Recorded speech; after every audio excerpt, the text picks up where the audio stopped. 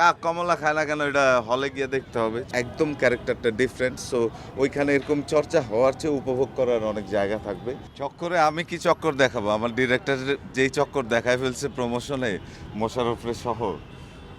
চক্কর আসলে আমাদের খুব কাছের একটা সিনেমা, মানে আমার ফেলো ফিল্ম মেকার যারা আছে এবং যে কোনো ফিল্ম মেকার সে যখন তার প্রথম সিনেমাটা বানাইতে চায় তখন আসলে as a film maker performer আমি তার পাশে থাকার চেষ্টা করি। তো জীবন আমাদের কাছের ছোট ভাই, তো ও যখন তার প্রথম সিনেমা বানাইতে গেছে এবং বলছে যে ভাই তোমার তো থাকতে হবে, তো সেই হিসাবেই চক্করে আমার অন্তর্ভুক্তি এবং দেন আফটার ক্যারেক্টার এবং ফিল্মিং সব কিছু মিলে এটা একটা ইন্টারেস্টিং সিনেমা। একটা গল্পের অদ্ভুত গাঁথুনি আছে আর মোশাররফ করিমের দুর্দান্ত অভিনয় এবং হোল টিমের খুব ভালো এক্সিকিউশন আছে, প্রপার প্ল্যানিং ডিজাইন সব কিছু মিলে আমার কাছে মনে হয় যে অনেক মারামারি অ্যাকশন গান বিদেশে লোকেশনে ওই রকম সিনেমার বাইরে চক্করের একটা আলাদা চক্করে ঈদে দর্শক পড়ে যাবে এটাই প্রত্যাশা করছি। যখন সিনেমার শুটিং করি তখন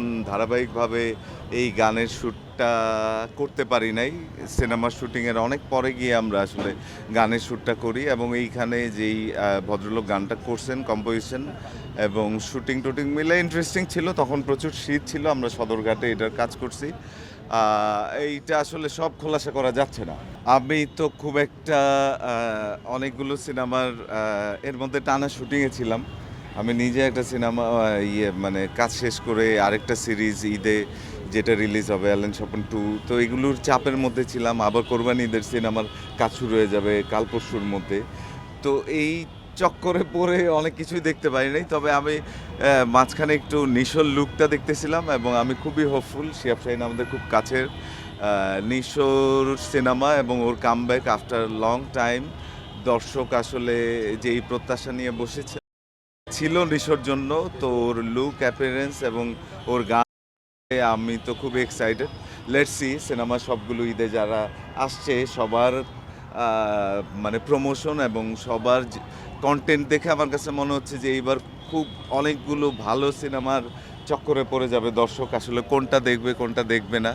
তো আমার কাছে মনে হয় যে 4-5টা সিনেমা দেখার মতো রয়ে গেছে এবং ঈদের লম্বা ছুটিতে লোকজন খুব আরাম করে সিনেমা দেখুক, আমি সেটাই প্রত্যাশা করি। ক্যারেক্টারে যেই জনরায় যে গল্পে যেইভাবে অভিনয় করার চেষ্টা করি তখন ওইটার উপর স্টাডি করি এবং ওইটার উপর আমাদের দেশের পারফর্মাররা এত ব্যস্ত থাকে এবং আমি সেটে গিয়ে দেখি ওরা আসলে মানে আরেকটু বেশি নেক্সট সিনটা নিয়ে মনোযোগী হইলে আমার কাছে মনে হয় যে প্রত্যেকটা পারফর্মারের তার নিজের কাজ এবং আমাদের গল্প সিনেমা সিরিজ সব কিছু একটা অন্য জায়গায় যাওয়া সম্ভব, কিন্তু দে আর টু বিজি ফেসবুক রিলস এবং অন্যান্য জিনিসপত্র মিলায়। তো আমার কাছে এই আজকে আপনাদের মাধ্যমে অনুরোধ থাকবে আমার সহকর্মী যারা আছে যে একটু আফটার মেকআপ কস্টিউম আসলে নেক্সট সিনটাকে নিয়ে যদি আমরা একটু ব্যস্ত থাকি, অনেক বেশি গল্প গুজব আড্ডা ছবি তোলা রিলস তৈরি করার বাদ দিয়ে যদি আসলে নেক্সট সিনটা নিয়ে অনেক বেশি ব্যস্ত থাকি, আমার কাছে মনে হয় যে সেইটা প্রত্যেকটা পারফর্মার এবং গল্প সিরিজকে অনেক বেশি হেল্প করবে। অনেক কথাবার্তা হয় যে আমাকে ব্যবহার করছে না, এই করছে না, সেই করছে না। আমি দেখি অনেকের বেলায় এইসব ক্ষোভ থাকে, কে কাকে ব্যবহার করবে সেই আশায় আপনি পড়ে থাকলেন, মানে আপনি আপনার নিজেকে ব্যবহার করেন। এইটা এত সুন্দর ব্রডকাস্টিং একটা মিডিয়ার যুগ যেখানে আপনি চাইলে নিজেই নিজেকে ব্রডকাস্ট করতে পারেন। তো আপনাকে কে ব্যবহার করবে আর সেই ব্যবহারের জন্য আপনি কতটা যোগ্য হয়ে উঠলেন, আপনি নিজে প্রতিদিন শিল্পী হিসাবে সেই ব্যবহারের যোগ্যতার প্রমাণ দিতে পারছেন কিনা সেইটা বরং জরুরি। এইসব অভিমান অনেক দেখছি, এইসব অভিমানের অনেক, কিন্তু আমার কাছে মনে হয় যে একটা ভিশন টার্গেট থাকা উচিত। যারাই এই প্রিভিয়াসলি অ্যাক্টিং করতে আসছে এবং যাদের এখন অনেক বেশি কাজ নাই তাদের মধ্যে এই ধরনের অভিমানগুলো দেখা যায়। কিন্তু আমার কাছে মনে হয়েছে যে আপনি যদি সমসাময়িক হতে পারেন আপনার অভিনয় এবং কাজ দিয়ে, তখন আপনার এই ব্যবহার হইলেন না বা হতে পারলে ভালোই তো, বা আমাকে নিয়ে ভাবা হয় নাই, এই ধরনের অভিযোগ থাকবে না। তুফান সিনেমায় হ্যাঁ করার অনেকগুলো কারণ আছে। তুফান এরকম একটা সিনেমা ছিল যে আসলে জুলাই বিপ্লবের আগে আমাদের সিনেমা ইন্ডাস্ট্রি এরকম একটা বড় বাজেটের সিনেমা হচ্ছে এবং পুরো ইন্ডাস্ট্রির ফিনান্সটা ঘুরে যাওয়ার একটা সম্ভাবনা ছিল। তারপরে তো দেশের রাজনৈতিক অস্থিরতার কারণে আমাদের ফিনান্স এবং মিডিয়া অনেকটা নিশ্চুপ হয়ে যায়। সেই জায়গা থেকে রাফি যখন এরকম একটা বড় বাজেটের সিনেমা করলো আর বললো যে ভাই এইখানে আপনার একটা গেস্ট অ্যাপিয়ারেন্স করতে হবে।